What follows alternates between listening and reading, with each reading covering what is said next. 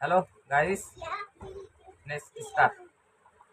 আমার কাছে আছে কাঁচা লঙ্কা, লেবু, পেঁয়াজ, ভেন্ডি, মাছের কারি, কষা মাংস, চিকেন কাহি, চিকেন পাহি, আর এখানে আছে মাছের বাঙালির ভালো খাবার আছে ঝাল টক।